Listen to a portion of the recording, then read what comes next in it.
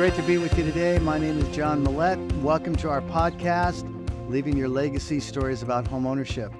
Today we have a very, very interesting and a great guest today, Jacobsteagall.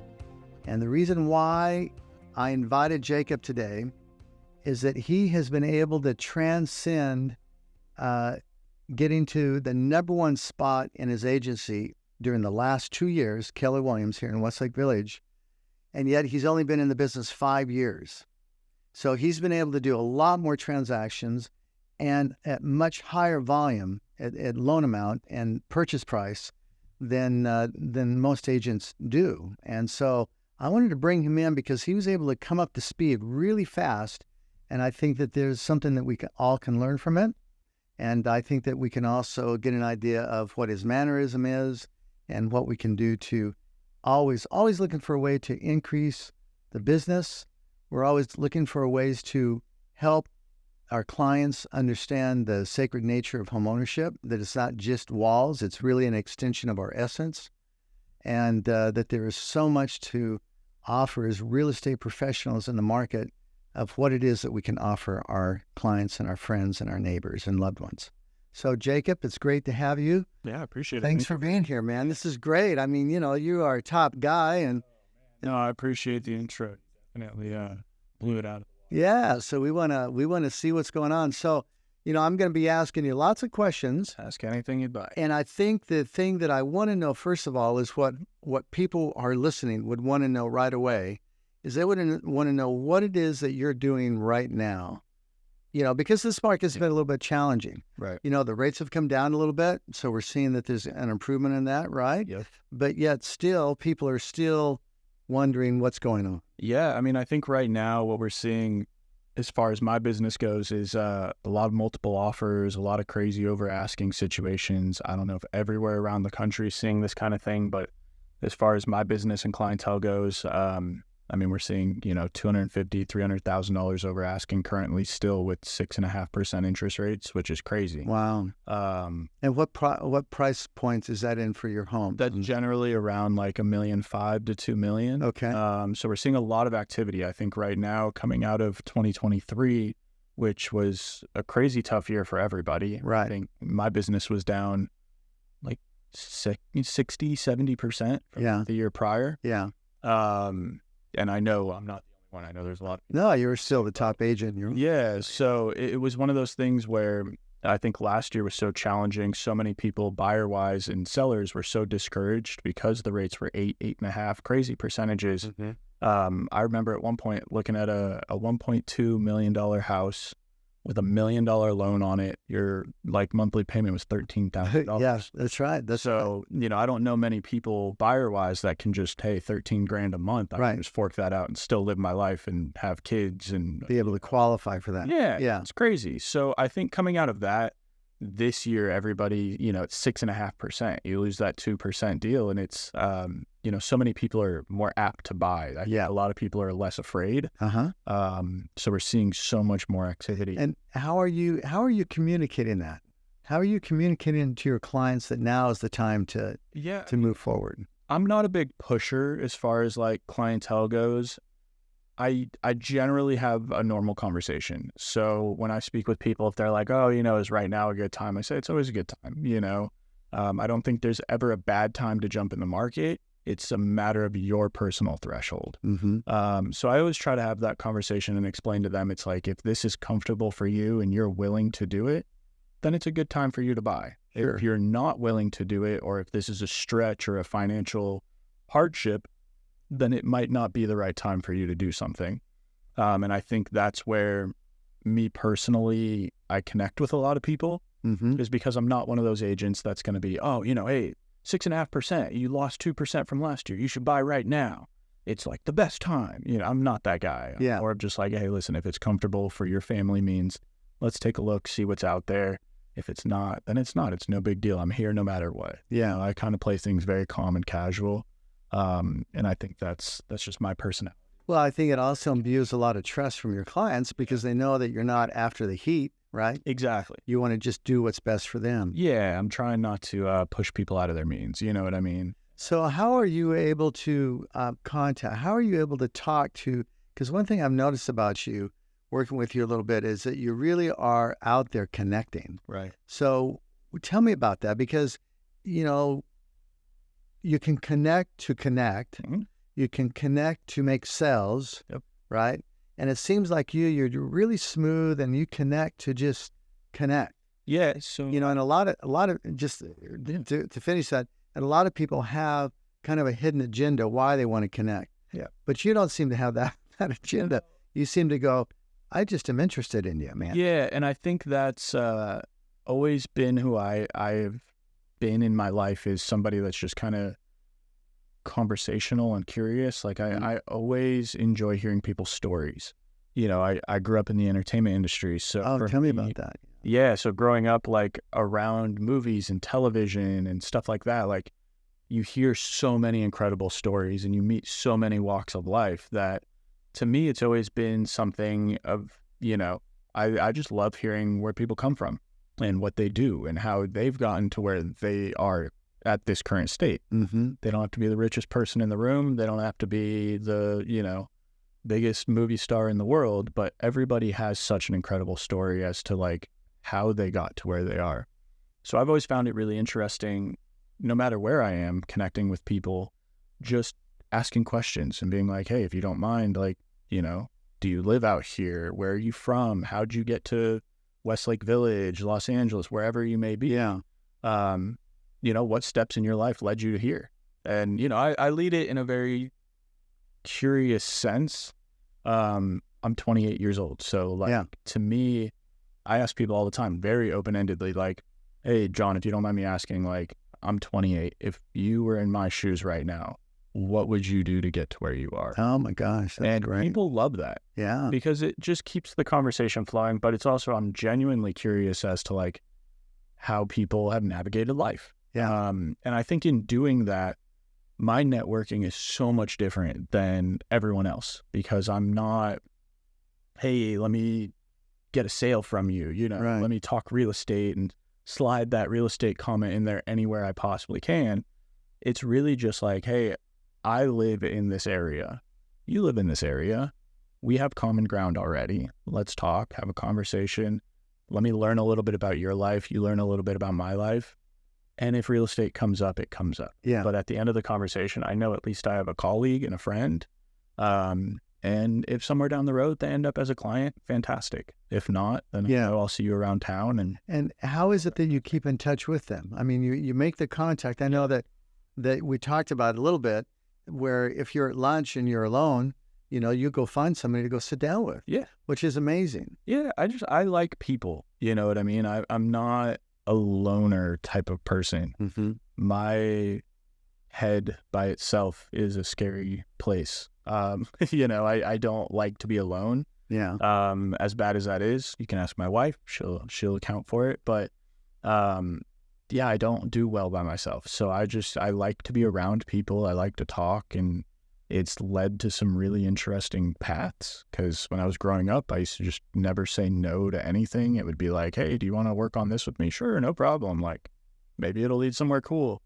And it's led some crazy places. Wow. I've been all over the world working on TV shows. Went to the Playboy Mansion at one point. That was super cool at like 18. But, you know, it was just through general networking that these things happen. And I know you asked, like, how do I keep up with these people? A lot of the times it's, you know, I'll get their phone number. I'll text them, say, you know, great meeting you. If you're ever around, like, let's grab coffee. Let's grab lunch. I'm always free for lunch. Yeah. Or let's golf. Let's play pickleball. Let's do something. Yeah.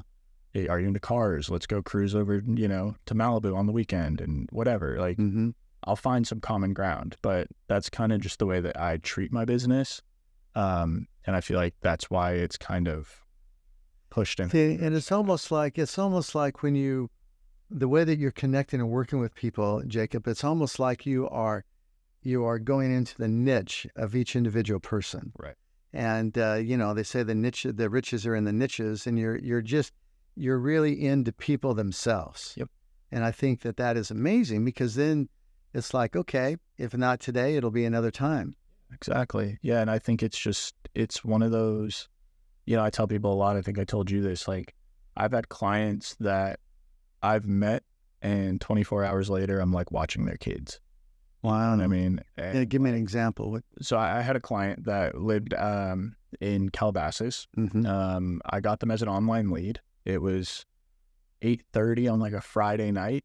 I was sitting at Hall Martin's with my dad, Right. and I got a lead on my phone. We do a lot of online leads, as you know. So I got a lead that just said, so-and-so wants to or requested a showing for a house in North Ranch over here. So I said, okay, fantastic. Sounds good. Called the guy and basically had a short conversation with him of, hey, what are you looking for? Or are you a real person? Just trying to vet it out over the phone. And it turned, yep, let's see the house tomorrow. Well, by the time tomorrow rolled around, they were in escrow. This was in 2022. Wow. So one day on the market, they were in escrow. The house was $8.5 million. So then I was kind of scrambling. I called the guy back that morning, Saturday morning, and basically said, hey, there's 3 more houses that kind of fit your criteria. Let's go check them all out. Scheduled all the tours. And he had said, hey, I want to see this house on this street. But there were 2 houses on that street, so I kind of just assumed which one he would want to see based off what he was looking at. And I was wrong. So I showed him the wrong house. But that's the house they ended up buying. Interesting. We walked in. We were there for 4.5 hours. Yeah, so myself, him and his wife, and then the listing agent. And, there were 3 offers on the house. We beat them all out. And what did you do to beat him? I was friends with the agent, so I had a really good relationship with him. Not that he gave me any inside scoop or anything like that or any favorable privilege, but he knew my work ethic. So I think he was like, hey, I know that if you're bringing a client in, they're serious, they're really well qualified, and they're going to close. Yeah. This is my claim to fame that I have. I've never canceled a deal. So out of every transaction I've ever done, if I open escrow, I close escrow. Yeah. Wow, that's quite a track record. Yeah. So that's kind of one of the things that 5 years in the industry so far, I've been able to keep that going, and I'm really proud of that. And what do you think does that? How do you do that? Communication. I think communication's so big that even if there's a huge hurdle, I've had requests for repairs that are $250,000. So when you come to a selling agent that says, or you say hey, here's $250,000 worth of things that are messed up. Right. How do you bridge that gap without being, rude? And I think it really definitely comes into communication with that agent, coming from a place of hey, listen, you trust me, I trust you. Let's find a middle ground. Let's make this happen together as a team where your client's happy, my client's happy, and everyone walks away good. And that's kind of something that, I've just always been able to do. Yeah, that's a real skill. Yeah. And I think that bodes well for the fact that when you communicate, everybody's on the same page, and then if you're doing it together as a team, and I've seen so many situations where it becomes adversarial. Yeah. And it doesn't need to be that way. No, and it's, you see so many agents that work against each other. They see each other as competition. Oh, my client has to win over your client. And I'm not that way. I'm not a naturally competitive person. To me, business is business, personal is personal, but competition has no space in there. Of course, I want to be the best agent I can possibly be. And yes, I want to have the top producing numbers. Yeah. But I'm not going to undercut people to do that. Right. You're not going to sell your soul. Yeah, I'm not a cutthroat, whatever you're doing, I got to do better kind of thing. Yeah. It's more just, if I genuinely work hard, I believe that I can achieve these goals. And I have really lofty goals. Yeah. But I think it's just one of those things that over time and development, where you get to know other agents and you become friends with them. So it's when you get into the transaction, it's, you're working with your friends. Yeah. What's better than that. Okay. So tell me back to how you ended up babysitting. Yeah. That I ended up babysitting his kids. He the next day. So Friday got the lead, Saturday got into escrow. Sunday, he called me and said, hey, I'm going out of town. can you sell my Calabasas house while we're in escrow on the other one and just do everything at the same time? I said, sure, no problem. Let me come look at it. I met him at the place in Calabasas. It was him, his wife, and the kids. He has 7 kids. That's great. Yeah, so a big family, but at the time there were only, I think, 3 kids at the house. And he goes, I'm going out of town. My wife's going to look at the other house to like start doing the interior design kind of stuff.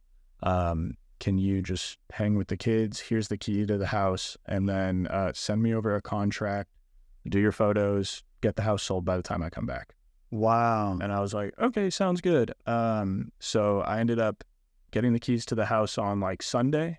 I had the house on the market Tuesday, and I had it in escrow on Saturday. Wow. So like 6 days on the market, I had like 3 offers. We had a cash guy came in, and we ended up, closing that deal, and the other one kind of. And how long did you actually watch the kids for? I still, to this day, it's been 2.5 years.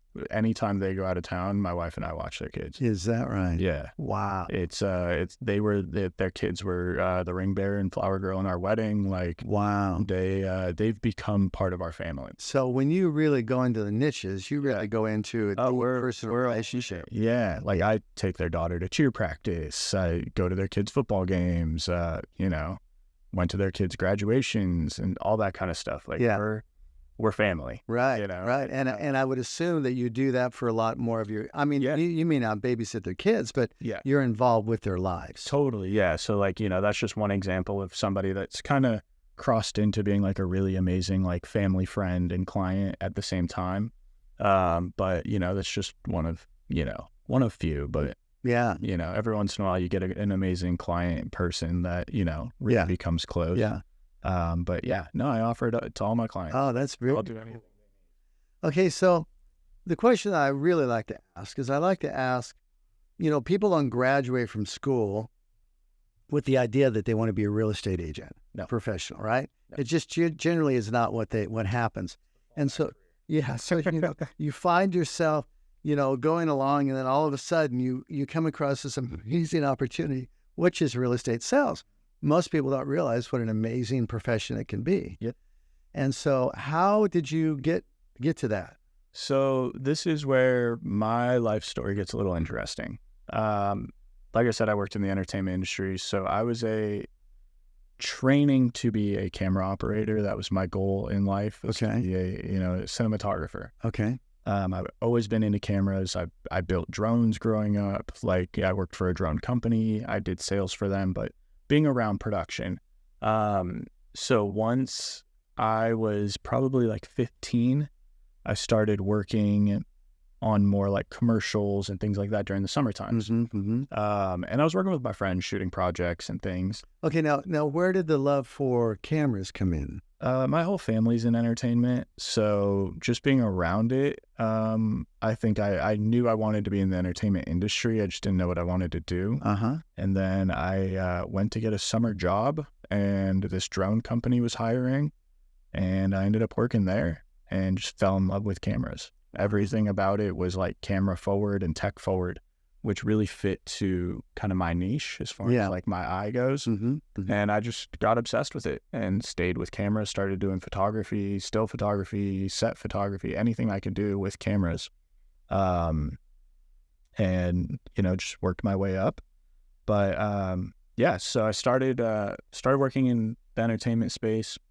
I was, I think 18, started really like, right after high school, started really working in like the field a bit more. I went to college. While I was in college during the summertime, I'd come back, I'd work on commercials and like, I'd do all the day trade jobs. Being a PA, a set PA. Oh, okay. Production assistant. All right. Okay. But it was something just to do, paid the bills. It was great. Yeah. From there, I started working for Netflix. Got a few gigs over at Netflix, did a few movies with them. And what were you doing? Photography or camera? No, the first one I was doing accounting. One of my mom's friends was the head accountant. They just needed somebody to file papers for like 2 weeks until they hired somebody. Okay. That ended up being a 11.5-month movie. So I worked the whole time. It was fantastic. Yeah. With that crew, we moved over and did another movie. which I was there for 3 weeks. And then it was just reshoots. And then from that, she connected me with a director of photography.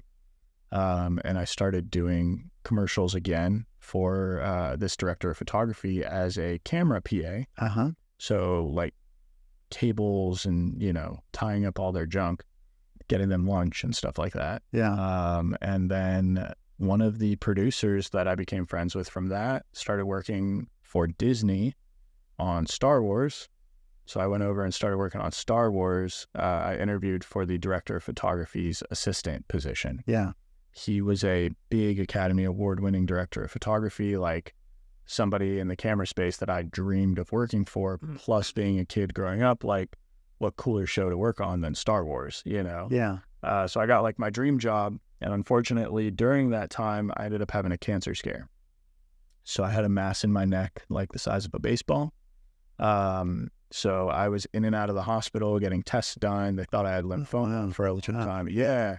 So in that process, they had to replace me because I was gone so much. Yeah. And I totally understood, but, it was unfortunate. Turned out that it was just a infection in my lymph nodes, no cancer. Very thankful for that.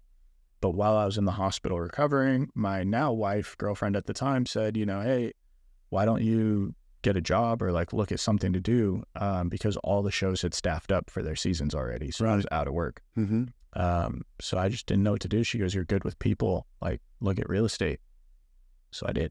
And I never looked back. How about that? Yeah. Okay, now here's the question I have is your ability to connect is insane. Yeah. So where does that come from? I have no idea. Does that come from the way you grew up or what? I don't know. I think like growing up around entertainment, it's very much your portfolio is what gets you a job. Mm-hmm. And who you know gets you a job. It's not what you know, it's who you know. You hear it all the time. But I think it is true, and I think I took that to heart, where it was like, the more people I know, and the more people that know me, Mm-hmm. the better jobs I will get. So did your parents instill that in you, or what is? My parents are really hardworking, and they're amazing. They, have taught me so many things, myself and my brother, but I'm really like, out of everyone in my family, the most like network social person. Mm-hmm. The rest of them, like they're social, they have their tight-knit circles. But I would say I'm more of like the outgoing type. And I just always have been. I don't know why. It's just that. Interesting. Who I am. Yeah. So you were working from an early age. Yeah. Just doing odd jobs, Mm-hmm. trying to make things happen. Yep. And then when you went into real estate, how did you get exposed to that? How did you get invited into? So in real estate, there's so many niche circles, right? Like you have your rental agents, you have your VRBO, Airbnb people, you have your wholesalers, you have your day-to-day agents, you have your condo kings and queens, you have your, Right. you work your way up. Yeah. And you have like the top dogs. Yeah. When I got into real estate, I was like, listen, I'm not here to not do it. If I'm doing it, I'm going to be the top guy. Yeah. And again, not like competitively, but I was just like, that's my goal. Right. I want to be. So did you go to a company or did somebody invite you? I got my license. I started like, when you get your license, you get all these emails and junk in the mail that's like, join our brokerage and Coldwell Banker and Keller Williams and, Remax and all this. But then you start calling them and none of them call you back. So I called every brokerage. Coldwell Banker, the woman was like, yep, I'm on vacation. And I'm like, okay, great. Well, I need a job. So when are you back? She's like, in 2 weeks. I was like, nope, not going to work. Hung up. Remax called me. They were like, come to our brokerage, but we need people in our CME office. And I was like, nope, not driving to CME. It's farther than where I live. Yeah. And I don't know much about that area, so it doesn't help me to have my license hung out there. Yeah. And I just went through all the brokerages, and I had a list, like I wanted to work at like Compass or Engel & Volkers or the agency, or, West Side Estate, like all the big brokerages. Mm-hmm. Mm-hmm. So I started calling the brokerages and just being like, hey, what can we do? Like, I want to work for you. I'll do anything. I'll work for you for free. Like, I'll find a job there. And you guys can hire me. And they all said the same thing. We want people with experience. You need at least 5 transactions or 5 million or 3 years on your license. I was like, all right, Oh, my word. well, that sucks. Gee whiz. And then I got a call from Keller Williams, and they were like, hey, we take new agents. We have a great training program. Let's get you in here. And I went there that day and never looked back. Wow. Yeah. So I've been there ever since. I joined as a solo agent. Uh-huh. So it was one of those things where I didn't really understand like the business of real estate. There's so many things that go into it. Oh, yes. It's like, I'm this hot-headed, 19-year-old kid. Like, I know all these like rich and famous people. I can do this no problem. Come to find out, real estate's like a really hard business to actually do for a living. Yeah. So I got beat up for like 2 years as a solo agent. Didn't sell a house. I think I blew like $25,000 in marketing and all this stuff. I was broke as a joke. It was horrible. So depressed, just miserable. I hated this industry. And I got to the point where I literally walked in the office and said, I have a week to find a team. And if I don't get hired by a team, I'm going back to shooting commercials. Wow. I had like $500 in my bank. Oh, my And I was living with my parents. Mm. And I walked past Tristan's office. Tristan Amata. Uh-huh. Tristan Amata, yeah. And his team leader person, Myra, basically was like, hey, what's going on? I said, listen, I'm quitting. Like, unless you guys are hiring, I'm quitting. And she was like, yeah, give me like 20 minutes. Let me talk to Tristan and he'll give you a call. Okay. And that 20 minutes turned into like 6 hours. And that night at like 10 o'clock at night, I got a call from a number I didn't know, answered it. And Tristan was like, hey man, what's up? Like, here, you want to join the team? Tell me your story. So I told him, and he was like, I don't really know. You seem like a really nice guy. What did you used to do for work? And I said, I worked on Star Wars. He goes, you're hired. Excellent. And I was like, what? Wow. He's like, yeah, I'm a huge Star Wars fan. He goes, as long as you tell me Star Wars stories, you're hired. I was like, okay, cool. Sounds good. Like, haha, I thought he was kidding. Yeah. But he was serious. And he actually said, like, I'm a big Star Wars guy, but I could see how you could really succeed with luxury. So let's bring you on the team and let's focus on luxury stuff. And that's what we did. How about that? So you started, so take me through it. So you started with Tristan, and what was it that worked for you then that hadn't worked before? I think the big thing was I came to Tristan in kind of a, tail tucked between your legs mentality. Like, I just had been beaten up so many times at this point. Like, I've had family members buy houses with other agents. I had, listings that I lost, like clients that dropped me, things like that in the beginning. You know what I mean? The typical stuff that agents go through. Yeah. And I just was so beaten up and so distraught that I was like, I'll do anything at this point. Like, I don't care the price point. I don't care the client. I don't care what they say. Like, I'm ready. Let's go. I'm here to succeed. Right. So you had the attitude of let's make this happen. So you're really teachable and coachable. Yeah. So I was putting in, like 1,000 calls a week on the phones. I was door knocking. I was open houses every weekend. We just grinded for, probably about like 2 months, which is crazy to say, but like, So you were really coaching. You're really coached. Yeah. Tristan was I was working like 15-hour days every day. Wow. And I think that was the big thing, was coming from entertainment. I was used to working 15 to 18 hours a day. Big time. I mean, so my natural work day was double what anyone else was doing. Right. And I think that really put me in the space of like, oh, I'm going to outwork everybody. If I can't show you my portfolio with success, I'm just going to outwork you. So before that, were you working 15 hours a day when you weren't with the team? Mm-hmm. But in this case, you were just more directed. It's just with this, it was like I had support and I had confidence. Where as a solo agent, like, I had no sales, I had no money, I was 19 years old. Like, I was walking up to people's houses and they'd be like, yeah, my grandkids are older than you. Like, how am I going to sell my $3 million house with you? Right. I'm like, well, I don't know. I've never sold a house. You know what I mean? Like, I had nothing going for me. Yeah. Besides, like, I was really good at marketing. I was really good at talking. And, like, I could show you amazing things. But sales-wise, I had nothing.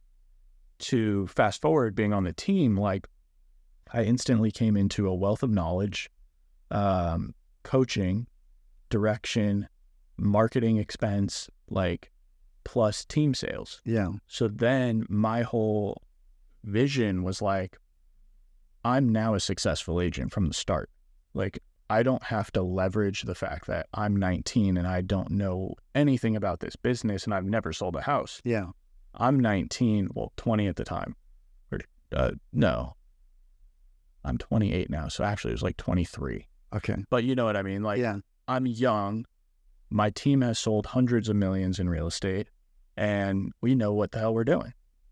So my pitch completely changed. I had confidence going to people's houses, knowing that, like, hey, not only do you get myself, you get 12 other agents that have been doing this for 60 years. You get the combined brain trust, gray matter of everything that they have to offer. Started flowing. So it was like my first deal. I was very fortunate. It was a referral from one of my mom's best friends out in Palm Springs. Had a client coming out this way. Okay, so wait a minute. So really it was a mindset. It was a change in your mindset. Change. Yeah. Because you're the same guy. 100%. You're working the same, but now you have confidence that says, hey, man, I can do this. 100%. Yeah. And it was, you know, it was the confidence, but it was also the knowledge. Like, it was knowing that if I got in a situation, I had people that could back me up.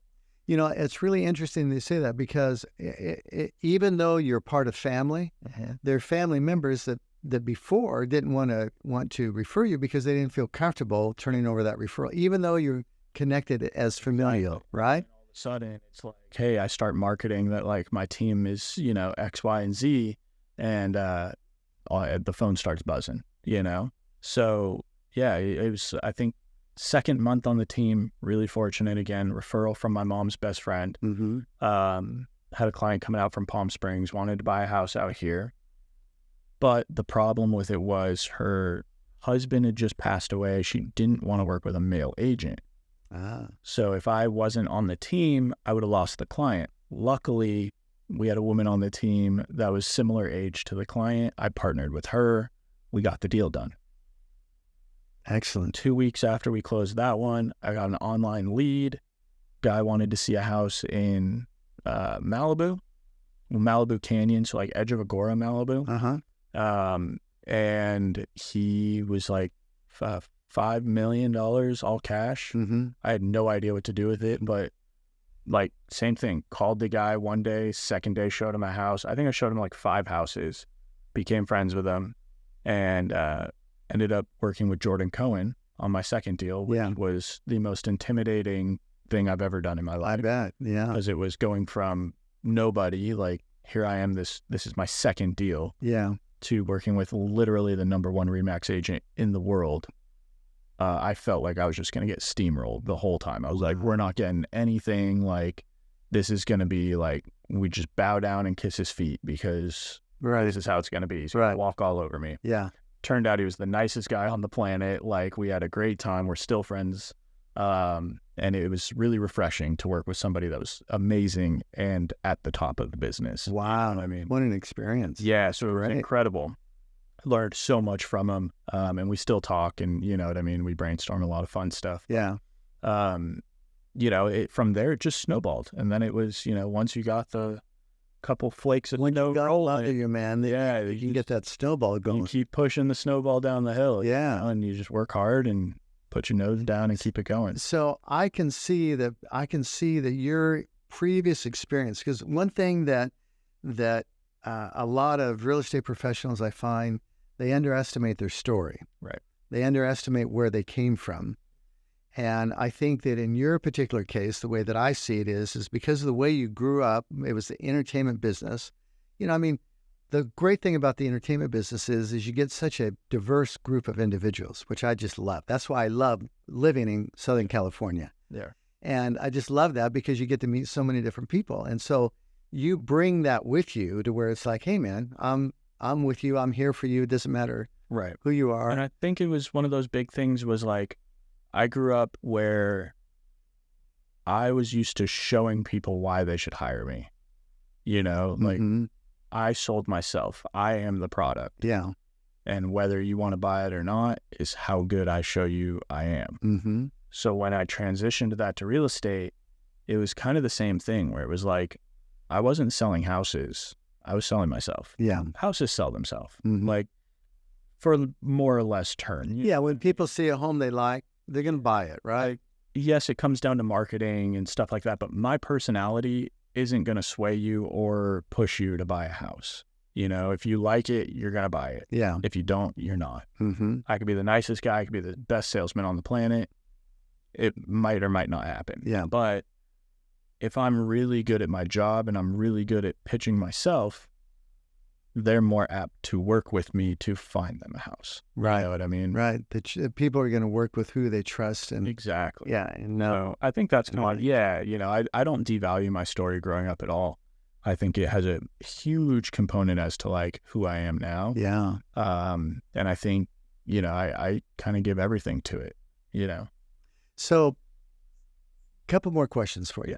One is what, we've already established what makes you different. Yep. No question about that.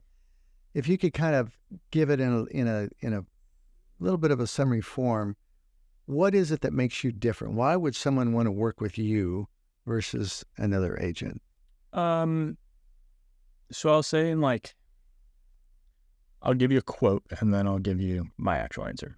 So written wise, like Jordan Cohen wrote a book, right? And he has a page in there about going after listings when you're a younger agent against people that are like well established in the business. What do you say? Right? And you say like, hey, I've been trained in today's times with today's technology in today's market.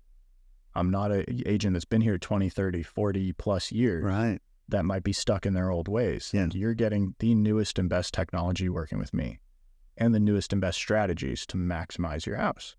So I play that card a lot where it's like, yes, I'm a new-ish-er agent. But really when it comes down to why people want to work with me, I think it's because I come from a very natural space. I'm not a salesman. I'm not a arrogant person. You know what I mean? Like, I'll work with anybody. I'll talk to you about anything. I'll do anything for you. As long as you give me the trust and respect that I give you, we'll have a great time. Yeah. And I think people see that. You know what I mean? I'm very calm. I don't talk fast. I don't talk loudly. No matter what happens, like I always keep a very even composure. So I think people just feel comfortable, Yeah. And that's what I tell people a lot of the time is like, I'm not going to push you to do something. I'm on your team 100% and I'll go to bat for you for anything. But what I really specialize in is like making everybody happy and closing deals. Yeah. And if there are problems that come up, which there always are, we'll take care of them together. I'm here with you. We'll talk through it. Any time of the night, any time of the day. Let's make it happen. Yeah. Yeah. And I have clients that test me all the time. I tell them, call me 24/7. They'll call me at like 3 a.m. and I'll answer the phone. Wow. Or like, one of my buddies, Alex, is here with me. Like, he'll tell you, like, I answer the phone in the shower all the time. Wow. But it's just because, like, that's what I tell people I'll do, and I'll do it. Yeah. Very cool. So I think that's what sets me aside a little bit. Yeah, that's huge. I keep my word. Yeah. People can count on you as a friend. Yeah, exactly. They can count on you as a real friend, someone that they can trust and have confidence in. Yeah. So, yes. And you give them an opportunity, and you give yourself an opportunity to show that to them. Exactly. Yeah. By going deeper into the relationship. Right. And I think a lot of it, yes, I do know the business very well and I treat this like a business, but a lot of it too is like, I'm also good at keeping everybody calm. Right. De-escalating situations, talking and, figuring it out. So I think that's where I kind of come into play a little bit differently than everybody else. Yeah. But yeah, it's, okay. It's life. It's not just business. Yeah. Yeah. It's all intertwined. Okay. So if you had a megaphone and you knew that the entire world was listening, everybody was there, what would you say, do you think that is most important? What would be the essence of what Jacob is about? Oh God, I've never thought about that. That's a crazy question. Yeah. I really don't have an answer for that. I'd probably just say like honesty, you know? Mm-hmm. I don't think there's much more than like being true, Mm-hmm. especially in a business and in a world where like there's so many things going on nowadays. Like technology's so quick. Politics, I don't follow politics, so I don't really know what's going on, but you hear it all day. Like Right. there's such a divide everywhere.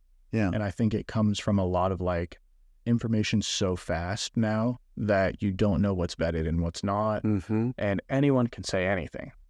There was a comedian the other day, Cat Williams, went on a podcast and just said the most absurd things. Like the guy's like, I think he's like 5'1", and he's like 58 years old. And he says he runs like a 4.3 40, which would be faster than anybody in the NFL pretty much. Yeah. It'd be like a world record. Mm-hmm. And he says he could do it, but people believe him now because he says it. So it's like, I think in a world like this, it's, you know, you just got to be true. There's so many like crazy things out there that like, if you really are honest and just tell people what it is, like I don't sugarcoat it. I'm not going to tell you the roof isn't messed up if the roof is messed up. Yeah. And I think people see that. Yeah. And I think it's refreshing because people are so used to just getting swayed around with like misinformation nowadays. Mm-hmm. So I'd say like honesty, integrity, things like that, you know, that kind of. Very cool. Very cool. Well, Jacob, it has been a pleasure. I'm so glad you came in today. Thank you. And I think it's a treat for our listeners.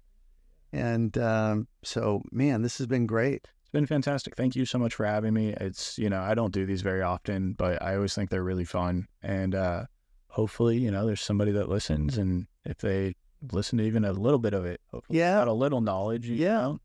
And I was talking to you the other day. You made an interesting comment where you said that the friends you associate with. Yep. Tell me a little bit about that while we're kind of winding down here. Yeah. So John and I had lunch the other day, and we were just kind of chopping it up, talking a little bit. And he said, really, like, what was the big thing that switched like my whole sphere of influence? And it was, I don't know where it came from, but I read something or I heard something online that basically said your net worth and average income will be the average of the 5 closest people to you. So your 5 closest friends. Mm-hmm. And this was at a low point where I was like not doing well in business. I was slow. So I looked at it and I was like, wow, okay, it makes a lot of sense. The people that you hang out with are who you become. Yeah. So I started trimming the fat, and, you know, it's not that I cut people out of my life because I don't do that, but I started changing my focus from the people that I hung out with being friends of like that I grew up with or college friends that might not have had the best path in life. Mm-hmm. They're great people, but like might have been a little stagnant. Yeah. To hanging out with entrepreneurs and people that had goals and ambition and like real drive, where they put the same amount of effort in that I was putting into business into their own field. Mm-hmm. And I noticed the day that started really becoming a reality, my business 10x'd. Wow. Like I skyrocketed. I went from 8 million a year in sales to like 25 million. Wow. That's amazing. Just because of a switch in your mindset. Just because the people I was around were so infectious. Like the conversations went from, hey, like, are you talking to this girl or this guy, or like, you know, let's go to this restaurant or bar or whatever, to, you know, hey, have you seen the NASA rollout that just happened on this experimental plane? I really think the technology that they're using is something that switches like the way that we see things. Or, you know, I'm working on an Amazon drop shipping store. Like I'm getting all this back end info from this company. You should talk to them. It became productive conversations. Mm-hmm. And those productive conversations stick in your head. Yeah. And when they stick in your head, you become productive instead of non-productive. Yeah. I mean, if anybody listened to anything that you said today, that's probably the most. Yeah. I think that's kind of the biggest business tip I could say is that's like, the kernel. Not that you need to trim or get people out of your life, but you definitely need to look at who you surround yourself with, because also that's how people associate you. Mm-hmm. You know, if they see your friends all like screwed up out in public, then, you know, they're going to associate with you with being a degenerate person. And right now you're playing a lot of pickleball. I play a ton of pickleball. So again, productive conversations. We looked at the stats of pickleball during COVID, and it still is the fastest growing sport in the United States. So statistically, you're seeing like hundreds of thousands, if not millions of new players every year over year. Mm-hmm. That to me just rings dollar signs, where it's like, there's so many more people I can talk to and meet in this world. Yeah. And just in our area alone, if I just get involved. And I got involved, and it's been a game changer. Wow. Yeah. That's great. I'd say, get out and get involved with people. All right. Very good. Very good. In closing, one thing that's interesting is where we met.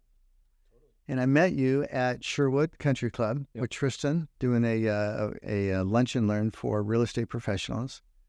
And it was really and you were on the panel. Correct. And I was just so enthralled with some of your comments. I thought, man, this is somebody I really got to meet.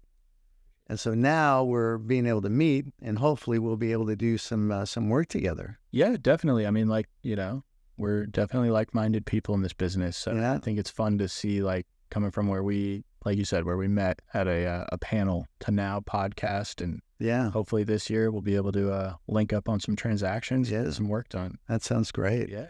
All right, man. Awesome. Well, I appreciate your time. You got it. Thank you.